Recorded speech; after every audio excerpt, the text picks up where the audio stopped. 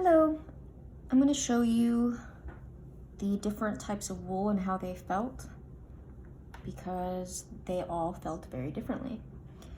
This is core wool, which is very rough, I guess. We'll see this a lot. It's not brushed together, like all the fibers are going in different directions. And so it felts together very easily because the fibers are already tangled.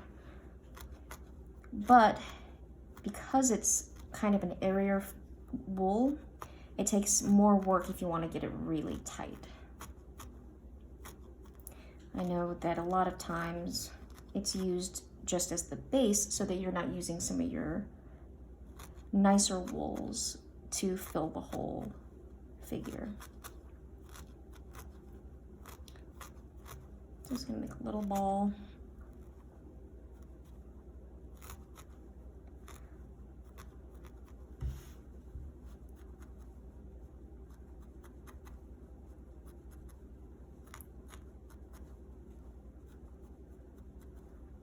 And I'm using my 36 gauge star needle, which is a good one just for blocking out some of these shapes.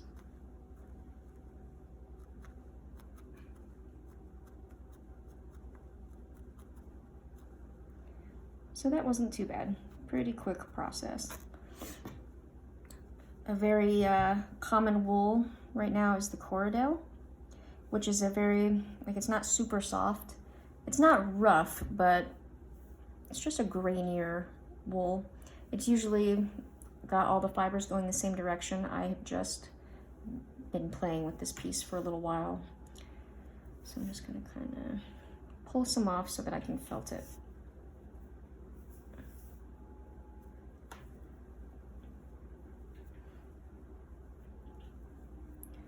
All right.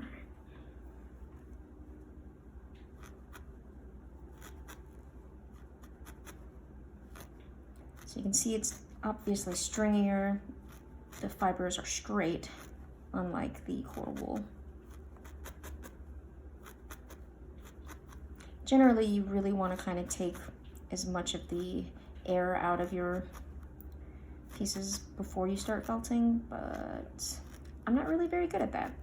So it takes me a little longer.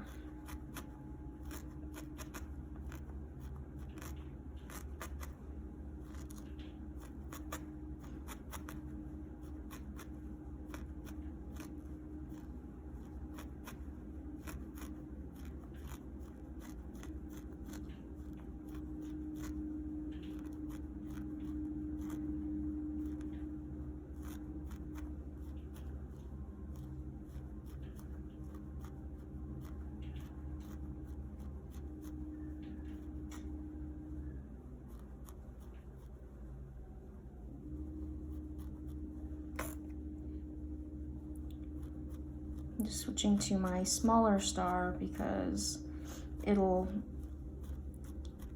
go through it a little easier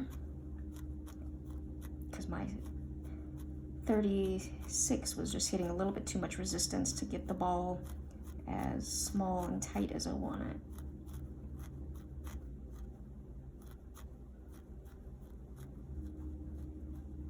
Because I do want it to be kind of firm, so you get a good idea of how long it takes. Which is obviously quite a bit longer than the core wool. But it's great. The Corriedale wool is really, really good for just the bodies of whatever it is you're making. It's very sturdy. And you can get it very firm. Whereas I have found that the core wool is much, much harder to get firm. See how much squishier that is? Like, you can obviously continue to felt it and it will just get smaller and tighter as you go. But obviously that means you have to use quite a bit of the core wool to get the size and shape. So that's why a lot of times people will use the core wool just kind of as the base of their sculpture and then cover it in some, which one is this, Merino? Corriedale. This one's Corriedale. All right, and the last one that I have is the Merino, which, sorry, these are all white, so it might be kind of hard to tell. The Merino top is very, very soft. I really like touching it. Felting with it can be a little bit tricky just because it is so soft. Go back to our large needle. Because it's so soft, it has kind of the same problem as the, well, not problem, I take it back. It does something similar to the core wool in that you just kind of have to work it a little bit more.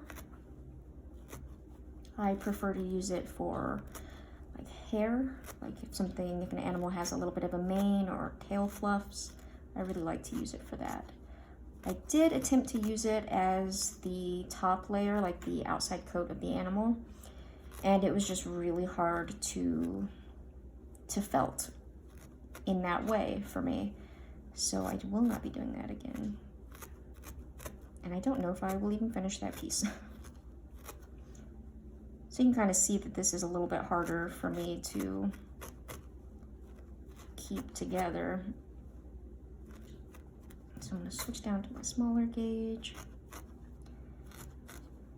And I'm fairly new, so there are probably people that know how to really handle this stuff. But I just wanted to put my 2 cents out there because I couldn't find anything that actually showed or went in depth with how the different wools felted.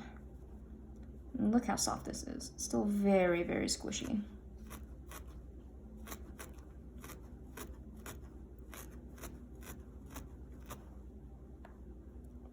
I just cannot get that little split.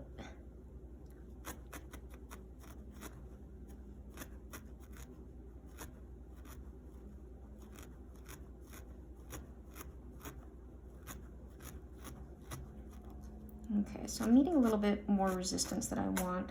So I'm going to go down to my spiral needle. It is, let's see, which one is this? This is my 38. So it's a middle gauge that is for detailing, so, and even that is still meeting a pretty good amount of resistance.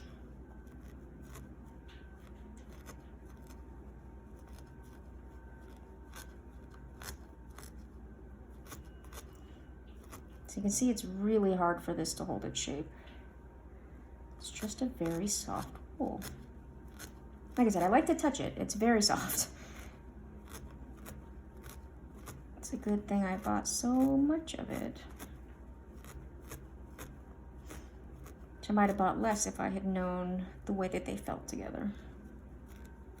Okay, I think that's as good as I'm gonna get this one. It's very, very squishy. This one has the core wool has a little bit more resistance now, but still both are very squishy. And you can see. So that's it. Just kind of experiment and see what you like for your sculptures and where you want to put them, because everybody's different. Okay, bye. All right, I forgot that I wanted to show you how each of the wools look when felted in a piece, so I'm just going to tack this on at the end. Both of these are done with the core wool, which is that loose, super tangly wool. So you can absolutely get, really good shapes with it. It's very light because, like I said, that wool has a lot of air in it, but you can definitely make that work. This guy, this is my little cat Chowder. The whiskers are his real whiskers, so pay no mind. His body is with the Corriedale wool. I need to redo his head. So you can kind of see the texture that's in here. Pull him a little closer. You can kind of see, he was one of my first ones, but he felted together really well, just as a texture difference between the core wool and the Corriedale.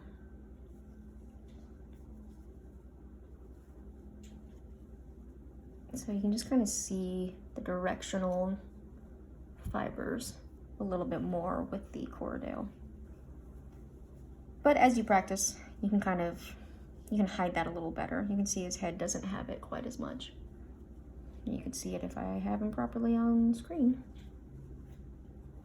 And then this guy, he has Corriedale used as I always call it furring, but you know, it's a different application. So that way it's kind of coming off. It's not the same like that. There we go.